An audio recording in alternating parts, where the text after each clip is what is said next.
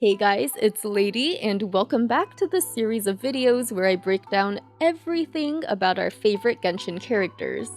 From stories unlocked via raising companionship levels, to voice lines said by other characters, to appearances in event quests, and so on. In other words, whether you don't have a specific character, can't be bothered to raise their companionship levels, need a refresher, or just want the basic TLDR of a character's text, then this ultimate lore guide is for you. Now, thanks to her rerun in patch 2.6, as well as her being my favorite cryo unit, this video will focus on the elegant noble lady of the Yashiro Commission, Kamisato Ayaka. So let's begin by going over the lore from her character stories that are unlocked via companionship leveling. I just think this info will provide better context for Ayaka's actions in the actual game, which we'll cover later. But with that said, the most notable thing about Ayaka is that she's known throughout all of Inazuma as the elegant Shirasagi Himegimi, which translates to White Heron Princess, by the way. None can say where this nickname originated from, and there are as many explanations as there are people. Some say it's due to her elegance, others say it's her dignified demeanor, then there's those who attribute it to her kindness, especially seeing how the Kamisato clan took in the Outlander Toma. But whatever the origin may be, the Shirasagi Himegimi's popularity is quite plain to see. But speaking of the Kamisato clan, Ayaka shares the responsibilities of this famed noble house with her older brother Ayato. Her brother is the formal head of the clan and oversees its governmental affairs. Meanwhile, Ayaka maintains the clan's public image, and thus handles its affairs with the common folk. You see, the Kamisato clan is head of the Yashiro Commission, which is responsible for overseeing Inazuma shrines, festivals, and cultural events. As such, Ayaka has taken up the pertinent role of being present at these social occasions. Now, though she is greatly admired for her beauty and noble character, the common folk cannot help but view her life as one of wanton luxury. Which is true to an extent, since the cost of studying flower arrangement and tea ceremony are indeed loftier than the average Inazuman can fathom. Yet, these are things Ayaka must master as a young lady of a noble house. In fact, as the daughter of such a famed noble clan, Ayaka has been the inevitable target of noble heirs who have grown jealous of the Kamisato siblings. So you see, failing to take part in Inazuma's politics risks the Kamisato clan's position as head of the Yashiro Commission. So Ayaka has tirelessly crafted a dignified and demure character when among these difficult nobles, all in order to secure her position in the social arena. As a result, there are few moments where she can truly set aside her elegant persona and live as an ordinary girl. Even though the truth is, these simple moments are ones that Ayaka treasures the most. Ones where she can fish for goldfish by the ponds, make O-Chazuke late at night just for herself, or sneak away to read the latest novels from the Yae publishing house. Yes. When viewing the Shirasagi Himegimi in present day, it's hard to believe that there was once a time when Ayaka was but a carefree child, singing her favorite nursery rhyme and dribbling the beloved temari she named Mori Wakamaru. Such a sight would always bring a smile to Ayato and her parents' faces, back when the two were still alive. Oftentimes, they'd even join in and toss the temari between them as a family. But that was long ago, and Mori Wakamaru, now a precious symbol of Ayaka's childhood memories, stays stowed away in her cabinet. This brings us to the topic of her vision. Now, despite her tutors recognizing her as a master of all things tea ceremony, chess, and the blade, the truth is that Ayaka has never been naturally gifted in any of these things. You see, years ago, the Kamisato clan underwent a major change with the passing of Ayaka's father. During that difficult time, Ayaka bore witness to her brother hard at work in succeeding their father, and their mother growing weaker on her sickbed. Thus, the once playful Ayaka sensed that she too had to grow up. And so she took up her long disused sword arts and poetry, the very staples of Inazuman nobility. It greatly troubled Ayaka at first when she struggled to write elegantly or brandish her sword, but she did not waver. If only she could master these things, then perhaps she could attend the festivals and social gatherings in her brother's stead, and therefore relieve him of some of his burdens. During this time, Ayaka dwelt on a saying she heard countless times from her late mother. None can deflect a swing that has been practiced 1,000 times. And so, a poem she failed to memorize once, she would go back and practice 50 times more. A sword technique she failed a single time would be swung 50 times more. Then one day at last, Ayaka defeated an opponent in a single strike. And in that very instant, right in the middle of the dojo, icy flowers condensed all around her. And at the tip of her sword rested a vision, icy and bright. To this day, the memory of her mother is something Ayaka holds dear to her heart. Such is highlighted in the companionship she has made with an older lady who did not recognize Ayaka as a noblewoman due to her blindness. Upon that first chance meeting with this old woman, Ayaka enjoyed listening to her speak about the koto and gratefully accepted the tea leaves she gave her to take home. That day, all Ayaka could think about was how this interaction surely would have been like one with her parents had they lived to such an age. So, upon her arrival home, she shared about this encounter with Ayato as they both shared the rustic tea gifted from the old lady.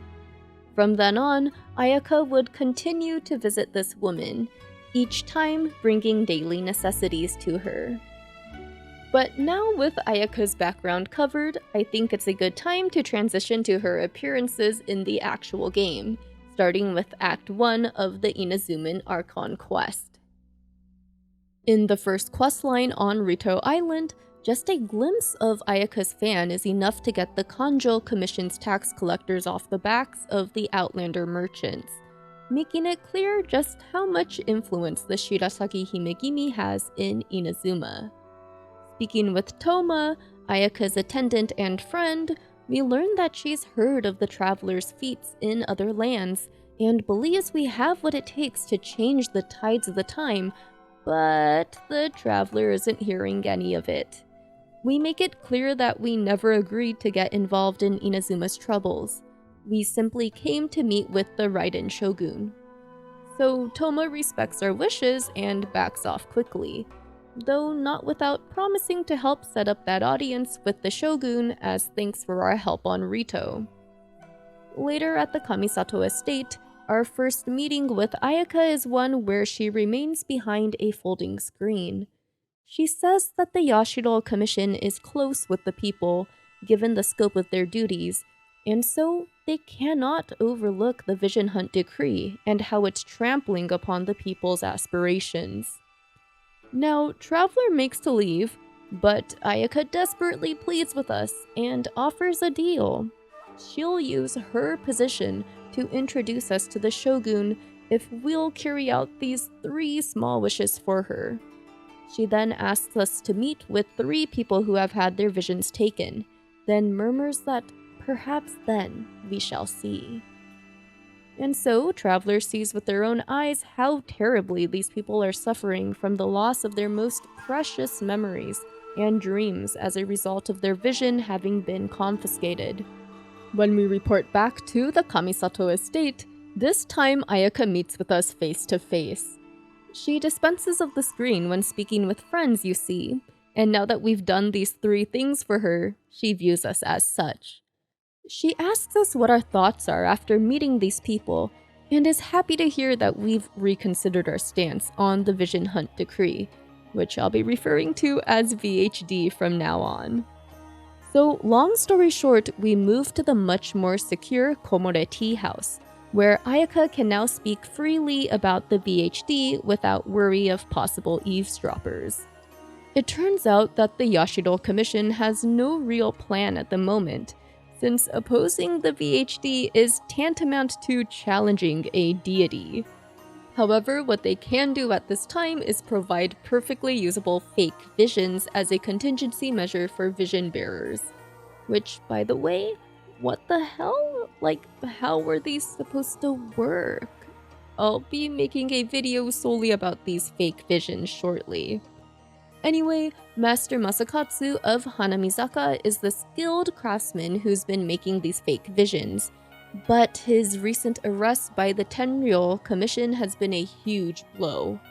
The public faces of the Kamisato clan, like Ayaka and Toma, can't risk breaking him out and jeopardizing the position of the Yashido Commission, so they entrust this important job to us, though not without help in the form of the fireworks prodigy Yoimiya. The prison break is a success, and so back at Komore Tea House, Toma says things seem to be looking up, what with the number of samurai enforcing the VHD decreasing as of late. The Tenryou Commission as a whole appears to be distracted as well, due to the upcoming ceremony they've had to make preparations for. Now, this strikes Ayaka as strange, since ceremonial duties fall under the scope of the Yashido Commission. Though Toma manages to alleviate her worries, and since victories and times of rest are hard to come by, the 3 celebrate with some hot pot that night, then get some much-needed respite for a couple days. The next meeting at Komore Tea House is far from good news, though. Ayaka rushes in saying that Toma was taken by the Tenryou Commission. It turns out that ceremony that Toma was talking about was actually planned to celebrate the success of the VHD so far, and that they'll be marking the seizure of the 100th vision during the proceedings. Ayaka's not about to let this happen to her friend, but Traveler prevents her from rashly going in and risking the Yashido Commission's reputation. So as we know, we're the ones who go rescue Toma instead, which thusly kickstarts the Traveler's adventures with the Resistance in Act 2 and 3. When we finally return to Komore Tea House after being saved by Guji Yae, it's because we need proof of the Tenryou Commission's betrayal of the Shogun. They must have been falsifying reports about the war to her this entire time, so it's up to the Kamisato clan's Shu Matsuban to sneak in and steal the reports. So Ayaka has Sayu conduct this secret mission while we set off distractions in the form of Yoimiya's fireworks. Sayu returns with not just the fraudulent reports, but with the Tenryou's correspondence with the Fatui as well. So Ayaka leaves it to us to take this to Yae, who then gives it to Kujo Sara.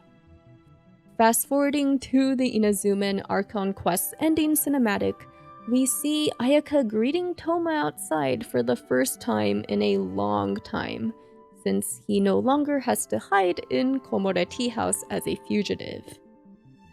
Now let's move on to Act 1 of Ayaka's story quest, which canonically is done between the jailbreak and Toma's arrest in the Inazuma Archon quest. So Ayaka has uncovered one of her mother's notebooks and is intrigued by this name Tsubaki that kept coming up time and time again within its contents. She found this odd, since she and her brother are acquainted with the vast majority of their parents' acquaintances, yet she's never even heard of this Tsubaki before. Tsubaki's address is written in the notebook though, so Ayaka is thinking of visiting, bearing gifts that are suitable for her late mother's friend, of course. So our first stop is Ogura Textiles, since the notebook contained a beautiful design of a kimono, and Ayaka would like to have it commissioned. But we find out that clothing manufacturing has been suffering under the Sakoku decree since they can't procure nearly enough silk flour from Liyue. The International Trade Association on Rito seems to be our best bet.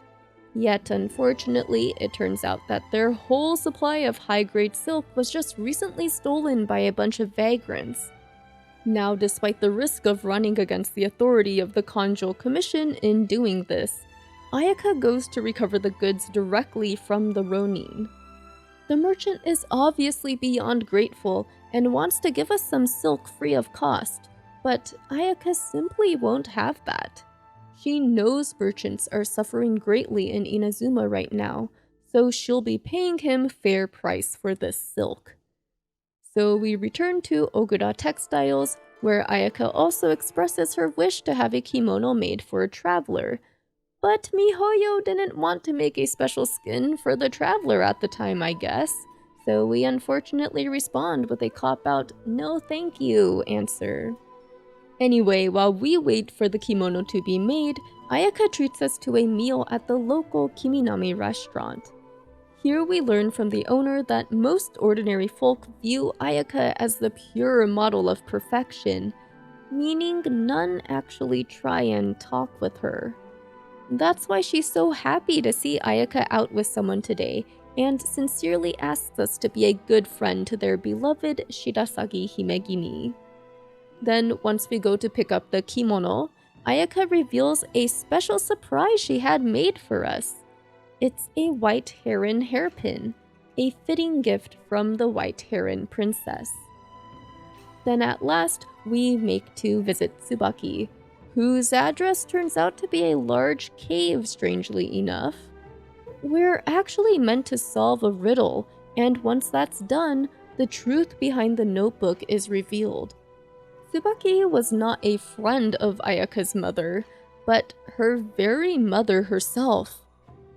Tsubaki's writings were actually Kamisato Kaio's only opportunity to be an ordinary girl, with no need to worry about duties, obligations, or the image of the Kamisato clan.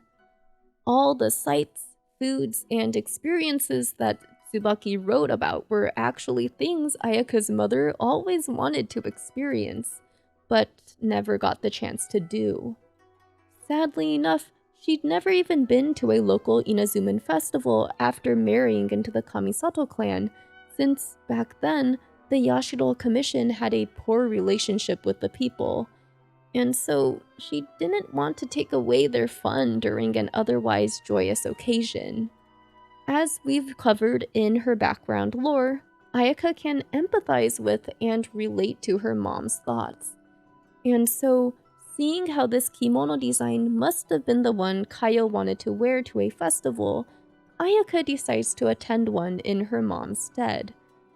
So I guess Mihoyo also didn't want to make a kimono skin for Ayaka at this time. Now luckily there's a local festival running at this very moment, and the stall peddlers are more than happy to keep things open despite how late it's getting. Because you see, they're just glad to see Ayaka simply having fun at the festival, instead of being there on official duty like always. So Traveler and Ayaka have a great time visiting all the different booths, though of course, all good things eventually come to an end. Ayaka takes us to the Chinju Forest entrance afterwards, and thanks us for going to the festival with her today. It was actually her first time attending one, not as the Shirasagi Himegimi, but simply as Ayaka. So as thanks, she sends us off with her breathtaking song and dance. Then we part ways for the night, with Traveler humming the song as they make their way down the path. As for any patch-specific events, Ayaka has only shown up in one so far, that being patch 2.6 Irodori Festival. Now, to preface this section, the in-game plot of this event reflects the legends of the 5 Kasen. And as it turns out, the tale of these ancient Inazuman poets is a close metaphor to the events that led to the decline of the Raiden Gokaden, which once referred to Inazuma's 5 foremost schools of swordsmithing. The Raiden Gokaden fell under the umbrella of the Yashiro Commission, and therefore the Kamisato clan, since sword forging is considered an important cultural art of Inazuma. The Kayadehara clan was a practitioner of one such school, the Isshin art, up until Kazuha's great-grandfather's generation. Now, during the actual Irodori Festival, Kazuha and Ayaka were both selected as symbolic stand-ins for one of the 5 Kasen poets, those being Akahito and Sumizome respectively. Long story short, Akahito was framed by a fellow member, Kuronushi, and was exiled as a result. Sumizome was the one who discovered the truth behind this deceit, that Akahito's poem was never plagiarized at all, but instead was tampered with by Kuronushi. In a similar light, Ayaka is a catalyst that helps Kazuha uncover the truth behind the fall of his family's business. At the Kamisato estate, she finds the sword forging diagram that once belonged to Kazuha's family, and close inspection proves that it has been tampered with.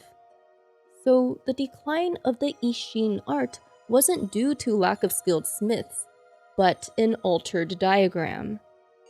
Now, since this video is about Ayaka and not Kazuha, another long story short is that we uncover a letter that contains the truth of what happened generations ago. Kunikuzushi, aka Scaramouche, sought revenge on a certain bladesmith, but worked towards the downfall of the entire Raiden Gokaden. Finally, there came a time when Kazuha and Ayaka's great-grandfathers were in pursuit of this culprit, only to find themselves easily defeated by Kunikuzushi. Surprisingly, however, this mysterious stranger ended up sparing their lives once he realized that Kayadehara Yoshinori was a descendant of the Niwa family. Nevertheless, Yoshinori gave up the Isshin art and kept the truth of what transpired secret out of fear that this dangerous culprit could strike again. The Kamisato clan also failed to rebound from the aftermath of this event, until Ayato took over as clan head.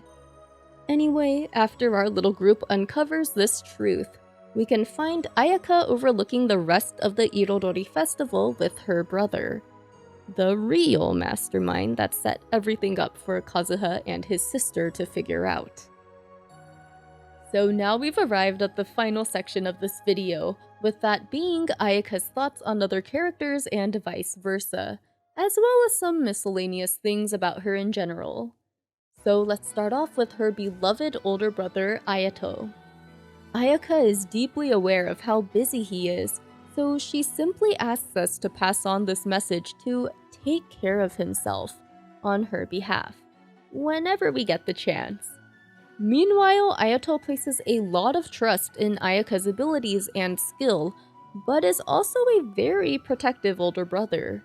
You see, it's his wish to shield her from the darker sides of life, and he sees it as his role to take care of things like those mindless power struggles so that his sister will never have to. Now, regarding Toma, Ayaka cherishes her dear friend, whom she basically sees as another brother at this point. So, does anyone still remember all those leaks leading up to Inazuma which claimed that Toma was Ayaka's fiancé? Yeah, nah, I never really bought those, since us weebs know Hoyoverse will never pair up their Genshin darling. But anyway, Ayaka appreciates Toma's sunny disposition and how it never fails to lift her spirits. Toma, on the other hand, notices that Ayaka has trouble speaking her mind and sees how she always seems to swallow her true feelings. So he asks us to watch out for those times, and to actually keep pressing her for her opinion when those moments occur. Sayu clearly sees how graceful and elegant Ayaka is, but wonders if she really has to be such a micromanaging boss who has that shrine maiden Kanonana always keeping tabs on her. Meanwhile, Ayaka makes it clear to us that we're always free to let her know if we see Sayu slacking off. Now, Kazuha's thoughts on Ayaka seem to really sell the sheer amount of influence she has in Inazuma as the Shirasagi Himegimi. He describes her as perfect as a person can be, even though their paths have seldom crossed before. So thank you, Irodori Festival, for giving us some nice Yashiro connection crumbs.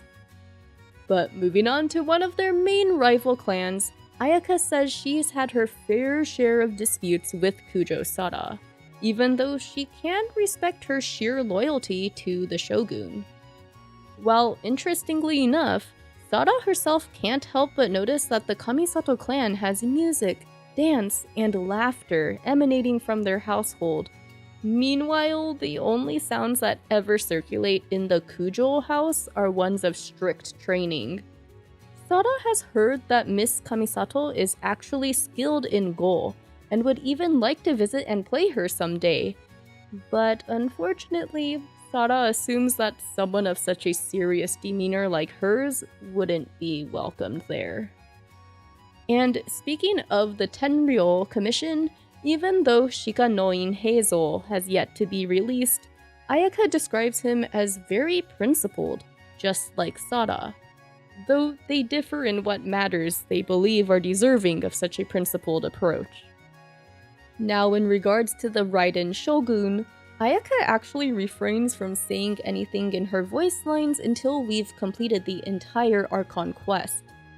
She recognizes her as Inazuma's true deity, and can see how lonely it must have been pursuing eternity all by herself. Though Ayaka firmly reassures us that she'll always be on our side if conflict ever arises again. A's voice line about Ayaka is a bit silly, as it starts off as a tongue-in-cheek copy of what the Shogun puppet said about her brother. Which, by the way, I find it pretty fitting that the puppet is the one who has something to say about Ayato, seeing how she's the one who manages Inazuma's governmental affairs, which is a role Ayato mirrors as the Yashiro Commissioner. But anyway, A acknowledges Ayaka's prowess with the blade. As for Yae Miko, Ayaka greatly enjoys working with her on festival preparations, especially since the head shrine maiden is always able to find ways to make them profitable while still maintaining their elegance. And Yae herself is very fond of Ayaka, seeing how flawlessly she handles everything despite it being thankless work. In fact, Yae would have snatched her up as Yae Publishing House staff if she wasn't already a member of the Kamisato clan. Finally, we've reached Ayaka's sweet friendship with Yoimiya. So it turns out the two collaborate a lot due to festival work, and Ayaka views the Fireworks Prodigy's creations as a must-see.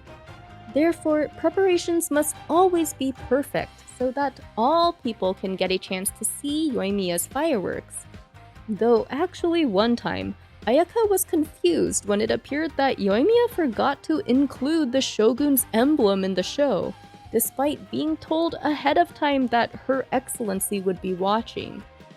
But it turns out that the prodigy Yoimiya made it so that the angle of the emblem would only be visible from Tenshukaku. Now, Yoimiya herself really appreciates how Ayaka respects her, unlike those other stuck-ups from the other two commissions. The Kamisato heiress actually lets her finish speaking and answers her seriously. And so, one time, their work went really late into the night, so Yoimiya invited Ayaka to the baths to relieve their fatigue. But the Kamisato went completely red in an instant and ran, and that was the moment Yoimiya learned that noble ladies can't use public baths. Other cute things that Ayaka would probably be mortified of other people knowing is that, according to Ayato, she used to be scared of thunder as a child, so their mother told Ayaka that the sound of the thunder was the voice of the almighty Shogun. So from then on, Ayaka would focus intently on the sound, as reflected in Ayaka's very own voice line about thunder. Her Excellency, what is she trying to communicate? I personally also find it very wholesome that Ayaka's favorite Inazuman food is chazuke, which is normally either green tea or dashi, which is basically Japanese soup stock, over leftover rice. You see, my mother passed away many years ago as well, but I have fond memories of having chazuke with her late at night growing up. So, considering Ayaka's backstory, I can't help but feel more of a personal affiliation with her. Meaning, I can't help but hope we'll see more of Ayaka in the future, especially considering how much she wants to visit foreign countries and sample their flavors and customs. Her voice lines were also some of the first indication of the Raiden Gokaden story we ever got in-game, so I hope she makes a return, along with Kazuha, in Scaramouche's plotline. But anyway, what do you guys think about this possibility? I'd love to hear any thoughts you might have in the comments.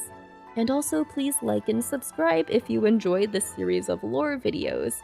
Any updates I do for Ayaka in the future will be linked in the pinned comment below. Also, we'd love to have you join our very welcoming and active Discord community at discord.gg/LadyVirgilia, and follow me on Twitter and on Twitch if you wish. Otherwise, thanks for watching, guys, and take care.